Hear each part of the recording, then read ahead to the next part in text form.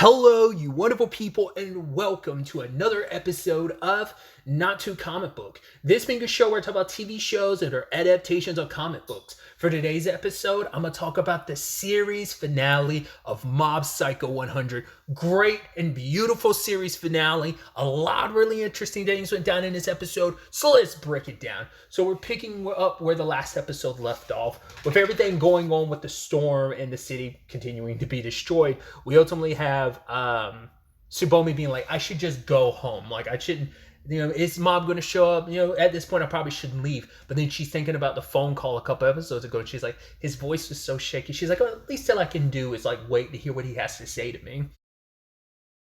And so Mob is still being divided, that division between both sides of himself about what they should do. It's like, wait, we shouldn't like approach Tsubomi like this. We'll scare her. And, the other Shigeo is like, you stopped using your powers around her the moment she started losing interest in you. But he's like, if I show her my powers, it'll all work out because she'll be able to see the real me.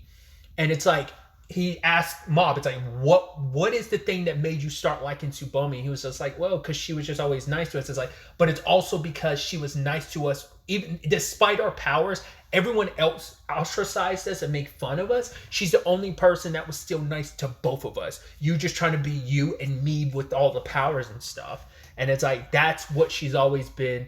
And it's always kind of like this thing of like, the other Shigeo is kind of like conflating, like, she always embraced my powers and stuff like that, so she's always going to find me more interesting kind of than you. Our powers are what she always kind of found interesting. Is like, it's more like she kind of got bored of you than me. That's kind of how I was kind of like taking that conversation. But we also had Shirazawa and Reagan making their way closer to Mob, but they can't get too close because it's just the radiation of power is just pushing them back. In fact, it's draining away Shirazawa's power, so he can't even like keep them safe. But Reagan's like, you know what, I'm gonna do it because this conversation, what I need to say to Mob needs to be happen alone. So I don't. It's kind of better that no one else is there. I'll handle this on my own.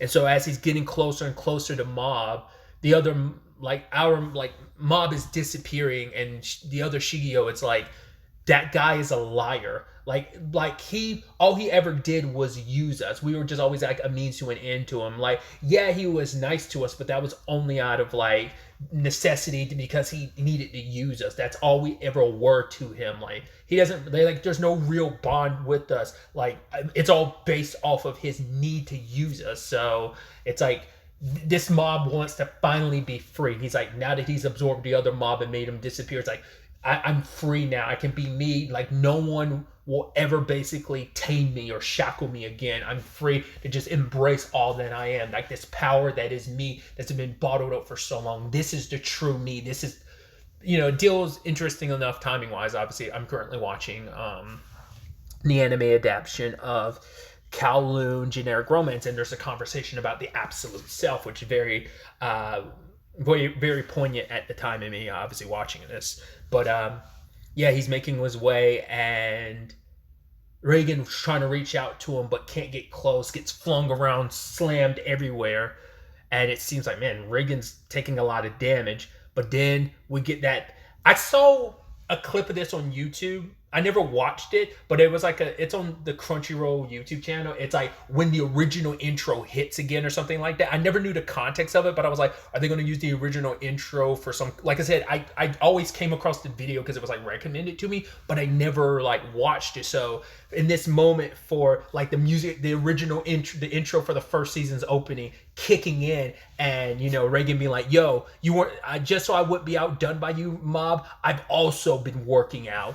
And so just pushing through everything, Mob's throwing his way, still making his way through, sliding down, kind of looking like a badass action hero, the normal human Reagan, surprising us time and time again at the end of seasons, doing like the crazy stuff. And just as you get to like the very last beats of the opening, him like seconds away from grabbing Mob, you're just like, this is some hype shit right here.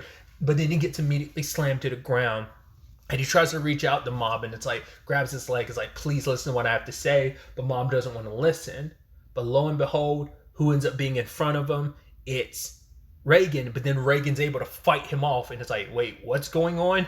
And then we find out, I was like, it's him, isn't it? And I'm like, yes! I was like, because I was like, we haven't seen Dimple. I was like, there's no way he's dead. I mean, it wouldn't be the first time like they faked this out, but I was like, we haven't gotten a hint of Dimple. I was literally thinking, like, man, we're just not going to get Dimple at the end of this. I feel like you should. And lo and behold, here he is. This, like, he's like, oh, like, there's some part of you, Mob, that didn't want me to be going, so I wasn't. And he's like, that spiral of energy you've been releasing reached out into the sky, and I kind of latched onto it, and I'm here.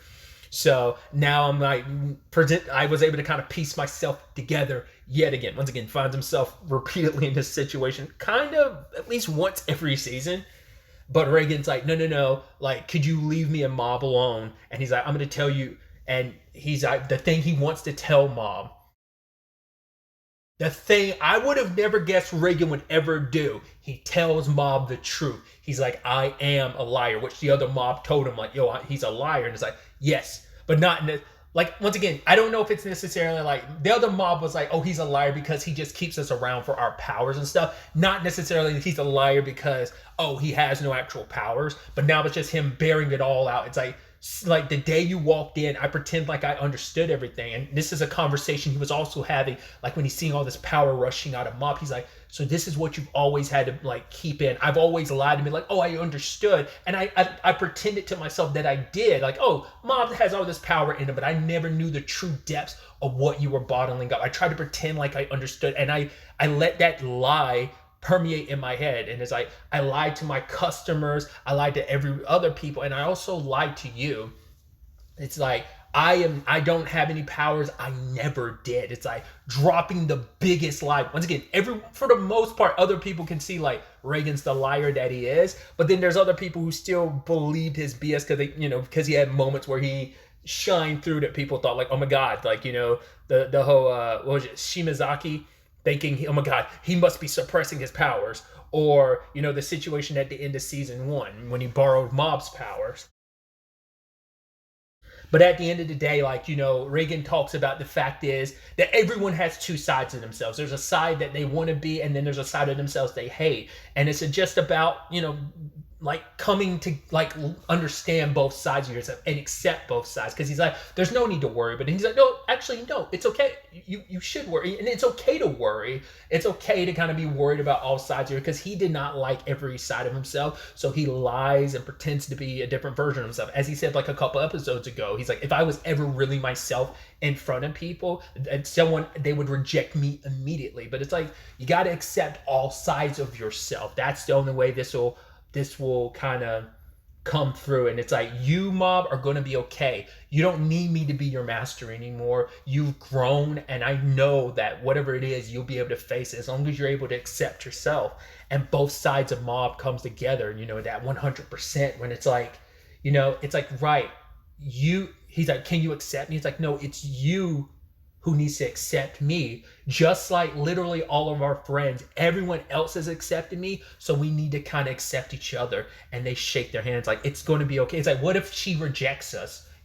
That side of Mob that's like, hid his powers because he thought she was bored of his powers. But then there's a side of him being like, is that she was nice to us, and maybe the only interesting aspect about us that she might like or find interesting is my powers. And because that's all been repressed, and it's drowning in his desire to go see Tsubomi, so all that's kind of get inflated and culminating along with his powers, thinking like that's the only way to get Tsubomi's attention. But it's like, if I accept all sides of myself, both sides of me, like, what if she rejects us? And then it's just going to be, but it's like, yeah, even if she does, it's going to be okay. We'll find a way forward. And so, flower in hand, he walks to the park, and Dimple and Reagan are talking about, well, what if she's not there? Because there's a good chance she wouldn't be. Why would she? And it's like, yeah, but it's up to Mob to experience that. It's not us to share in that moment. And so Mob comes back pretty quickly, and it's like, oh, was she not there? It's like, no, she just rejected me because she's like, I don't see you in that way yet. And Mob kind of has a smile on his face, but then tears start welling up in his eyes because, yeah, he's hurt and he's sad. And for the first time, without having to worry about losing control, he's just fully embracing everything and just lets out the tears. And Reagan tells him, like, no, it's okay. Like, the fact is that you did that is a major leap. in itself. So it's like it's okay. We need to work together. Help rebuild the city. Person who rebuilt your house. We could also go to all those psychics like Shirazawa. So we'll make this happen. And then we skip to kind of like over 6 months later, where it's the next school year, and I just think it's so beautiful. Like the obviously like some of the students who this previously was their last year, like Tomei, have graduated along with like Musashi as well. Like the buzz cut guy in the body improvement club, he's taken over. The other members were the older members who graduated already, but buzz cut is like running things with Mob as his vice captain, which is so cool. And we're seeing Mob keep up. Used to be so far in the back of the pack, and here he is keeping up with the captain of the club. They got new members, and even Mob being like, yo, like I used to be anemic, but the fact is I am able to keep up. I am where I am right now because of the people that surrounded me, his senpais who looked after him and stuff like that. I'm like, look at how much you've grown, Mob. I'm so proud of you. Then there's the ones from the oh god, telepathy club, and it's like, oh yeah, we also need to go to like that mountain for like the aliens. I wonder if they're gonna be there. And what's his face, like was it Unukawa, was kind of like, oh, they'll be here, and his face shifted into that. I was like, okay, so that thread is still alive and well, and it's just like obviously he's a celebrity for that species, so them being reunited is gonna be interesting. Obviously gotta bring Tomei and the other guy along as well as Takanaka. It seems like he's still part of the tennis club, but I think he stops by the telepathy club more often now. But Ritsu is the vice president of the student council, because I'm assuming like the former vice president became the new president of the student council. And him and Ritsu are talking about things. It's like, oh, Musashi and the others invited you. They're like, oh, like Shigeyo, we learned that your brother's actually got really nice muscle. He can come work out with us. But Ritsu's like, no, I'm good. I'm busy with student council stuff.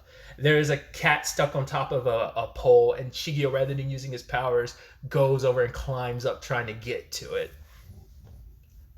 They meet Teruki along the way. New hair, new style. I even love when the wind blows. Risu turns to look at him, but it's like, nah, his hair is perfectly fine, because I think it's his actual hair now, and it's not like so I guess, I don't know if he got some really good implants in that time frame, or his hair finally grew back after all this time.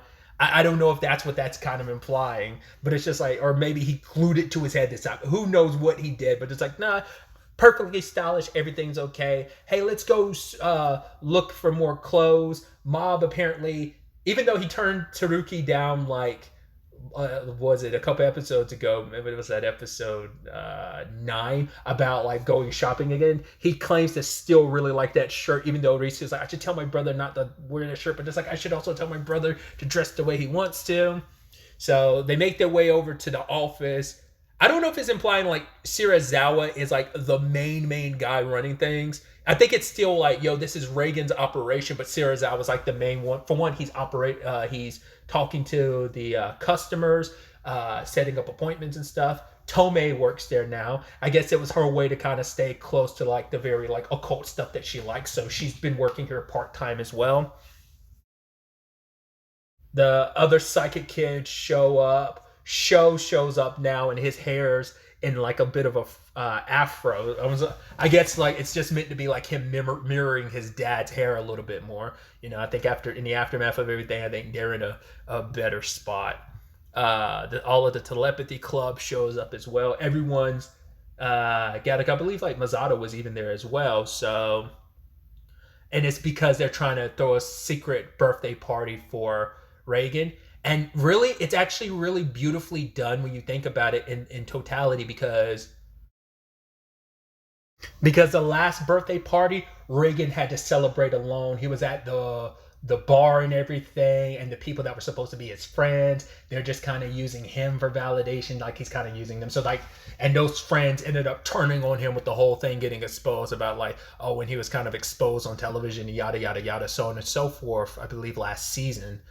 But Yeah, because of that, like Reagan, didn't really have anybody, but to have this moment where he's surrounded by people, like Reagan isn't as, it's just kind of like with Mob. Mob isn't alone anymore, and neither is Reagan. He has these people around here helping celebrate his birthday, and then, falls flat with the cake, and everyone's laughing. And even the last shot of the episode, the last shot of the series, being Mob laughing and just seeing like how comfortable he is embracing all sides of himself, that he can smile and laugh and show his emotions without issues. We also find out that they're not dating, but him and Tsubomi are talking more and more every night, like on the phone. So yeah, eventually things can change. The future is bright, and maybe they'll get together, maybe they won't. I think we'll kind of like to believe, like, when it's all said and done, they'll eventually get together, but who knows? And then that's not a story we'll know. We can always imagine it, but still, just a beautiful way to wrap everything up. Very nicely. Like I said, I had a feeling when it was all said and done. I was like, yeah, she's most likely going to reject him, but I was like, that's good. The point is just being okay with that and finding your way forward. Once again, young love, first signs of rejection is not always the easiest thing, but it's like, yeah, growing from that and just not basically turning within yourself like Mob has done for so long and buried stuff. Be more open.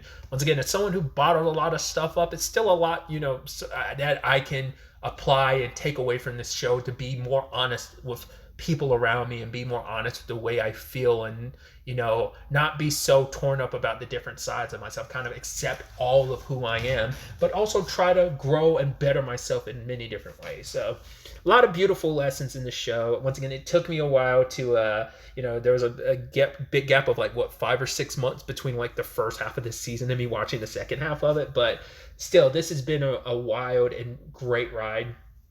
As I think I've talked about previously, I know I talked about it in a video, but I don't know if I've talked about it all in these recordings. This anime has covered, I looked it up just to double check again, but because I thought I was pretty sure about it, but I checked again before recording this. This anime does cover the entirety of the manga. Like, there are probably little bits that are not fully adapted, but like all the character arcs of the main plot arcs. So apparently there's some things, apparently the anime kind of like flushes out more than the manga, but for the most part, like, it adapts the manga in its entirety. So this is the complete manga story. So, but yeah, just, I love this show, and this was just such a great, fun, but also sweet, powerful, and endearing time. So, hell of a series. Thanks to, obviously, to one who is the mangaka for the manga, the writer for it, as well as the One Punch Man writer. I really honestly hate endings because I never want anything to end, but I think this ended so great and so beautifully, and I'm just so happy to be at the end of this, to have such a very befitting Mob Psycho ending, so. Like always, to everyone involved, whether it's just the manga, obviously the anime, the studio, the animators, the directors, writers, like everyone who had a part in any facet of Mob Psycho, I wish them all the best in their future endeavors, which is ironic and weird to say, considering, like, once again, I'm getting to this anime like 3 years after it's already ended, because I think it ended back in 2022, right? Yeah, it ended like nearing the end of 2022. So obviously a lot of people have been working on other things subsequently since. But like always, like, I hope that those projects they've been working on in between, in that time frame, have been working out, and they've had success with all of that, as well as any future things beyond this present day of me recording this. That's a whole mouthful. Either way, I'm going to end things there. Till the next time we meet, be happy, be safe, live life to the fullest, and enjoy it. Good day and goodbye.